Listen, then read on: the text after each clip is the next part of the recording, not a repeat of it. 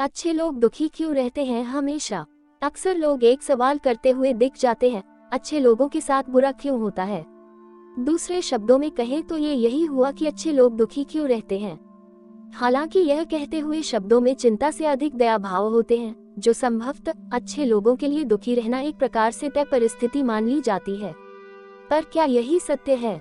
क्या इसे मानकर अच्छाई से किनारा कर लिया जाना चाहिए, या ऐसे लोगों को एक अलग मानव की कैटेगरी में रखना चाहिए? तथ्यों का सूक्ष्मता से निरीक्षण करें तो परिदृश्य कुछ और भी रूप दिखाते हैं। सबसे पहले तो ये कि अच्छे लोग किसे कहा जाना चाहिए, या ये कि अच्छे लोगों की श्रेणी में कौन कौन आ सकते हैं। मानवीय धरातल पर आकर सोचे तो इस संसार में रहते हुए वास्तव में अच्छे और बुरे की कोई परिभाषा ही नहीं है। वस्तुतः जो है वे है परिस्थितिजन्य मानवीय व्यवहार। इन मानवीय व्यवहारों के लिए भी कई कारक जिम्मेदार होते हैं, जैसे तत्काल हालात, अपनी सोच, सक्रियता और सक्षमता आदि। अमूमन जिस भाव में अच्छा होना आंका जाता है वह है दयालुता का स्वभाव। दयालु लोग प्रायः लोगों के काम आते हैं, लेकिन अधिकांश समय उन्हें अपने संदर्भ में इसका सकारात्मक परिणाम नहीं मिलता, या ज्यादातर समय हालात उनके विपरीत होते हैं। आखिर इसकी वजह क्या है? क्या यह उनकी किस्मत होती है, या उनकी ही सोच या स्वभाव की कोई गलती?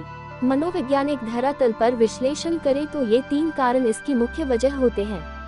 1. दूसरों के लिए जीना, दूसरों की खुशी में खुश होना। दयालु स्वभाव के लोग दूसरों की मदद के लिए हमेशा तत्पर रहते हैं। इन्हें खुद के लिए कुछ करने से ज्यादा दूसरों के लिए कुछ करने में खुशी मिलती है। यही वजह होती है कि जहां जरूरत पड़ने पर ये हर किसी के काम आते हैं, वहीं इनकी एक खास बात ये होती है कि किसी की मदद करने के लिए ये अपनी जरूरतों को दरकिनार करने से भी पीछे नहीं हटते। पर इनके दुख का कारण यह नहीं होता, बल्कि सामने वाले का स्वार्थी रवैया होता है। वास्तव में देखें तो अपनी सीमाओं से बढ़कर और अपनी परेशानियों को किनारे रखकर किसी की मदद करना ही इनके लिए दुख का कारण बन जाता है। ऐसे व्यक्तियों के लिए लोग यह मानकर चलते हैं कि ये हर वक्त उनके साथ ही होंगे और खुद से पहले उनके बारे में सोचेंगे। उनसे मदद की चाह रखने वाले लोग भले ही इनके लिए कुछ ना करें, लेकिन इनसे कभी भी नहीं सुनना चाहते। एक क्षेत्रीय कहावत है, करने की 100 शिकायत, ना करने की 1 शिकायत। यही इन दयालु लोगों के साथ भी होता है। जब कभी किसी हालात में पड़कर ये सामने वाले को गलती से भी कुछ करने के लिए न कह दे या परिस्थितिवश मदद न कर पाए, तो सामने वाले व्यक्ति के मन में यह बात आ जाती है कि अब ये उनके काम नहीं आएंगे।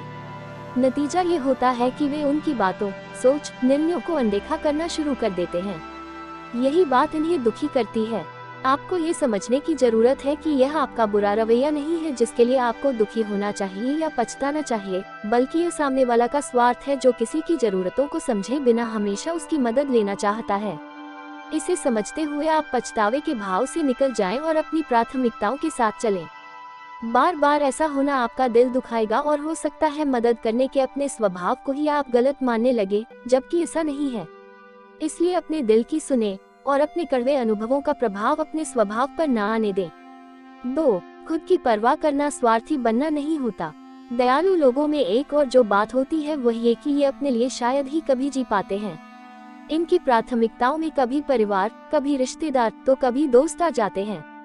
कभी ये बच्चों के स्कूल भागते हैं, कभी परिवार के साथ वीकेंड मनाते हैं, तो कभी दोस्तों की खुशी गम में शरीक होते हैं। परिणाम ये होता है इनके पास खुद के लिए ही खाली समय नहीं होता कि अपने शौक पूरे कर सकें।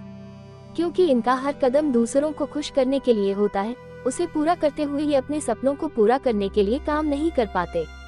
आपको अपनी इस सोच में थोड़ा सुधार लाने की आवश्यकता है। आपको ये समझने की जरूरत है कि खुद के लिए सोचना स्वार्थी बनना नहीं होता, और दूसरों के लिए सोचने का मतलब यह नहीं होता कि आप खुद के लिए बिल्कुल ना सोचें।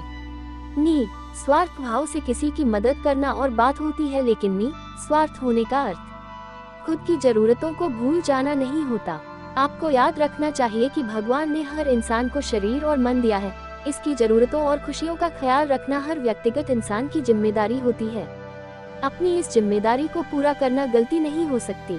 हाँ, स्वार्थी होने और जिम्मेदार होने के बीच का फर्क अवश्य समझ लें। कभी ऐसा नहीं होना चाहिए कि अपना हित साधने के लिए किसी अन्य का बुरा किया जाए, या समर्थ होते हुए भी जरूरत में किसी के काम न आए तो ये स्वार्थी कहलाएगा। 3. उम्मीद करना। तीसरी और एक बहुत जरूरी चीज जो है वह है उम्मीद रखना। आपने किसी की मदद इसलिए नहीं की ताकि वह बदले में आपकी भी मदद करे, या आपको सम्मान दे, या आपके बारे में सोचे। आपका दिल और दिमाग ऐसा करना सही मानता है, इसलिए आपने वह किया। फिर अगर बाद में आपके उस काम को पहचान या सम्मान नहीं मिला तो आपको दुखी नहीं होना चाहिए। अगर ऐसा है तो ये दिखाता है कि उन कामों के बदले आप भी कोई इच्छा रख रहे हैं और यही इस जगह आपके दुख का कारण बनता है। आपको ये समझने की जरूरत है कि सक्षम होते हुए किसी के लिए कुछ करना, यहाँ तक कि अगर आपने अपने विवेक के साथ किसी के लिए कोई त्याग किया तो वह भी आपने अपना नैतिक कर्तव्य और इंसानी धर्म पूरा किया है। संभव है भविष्य में आपको इसका पुरस्कार मिले, लेकिन इसके लिए आपको किसी अच्छे परिणाम की उम्मीद नहीं करनी चाहिए। गीता की वह उक्ति याद रखें, कर्म करो, फल की चिंता मत करो। ये वह राह है जो हर हाल में आपको दुखी नहीं होने देगा।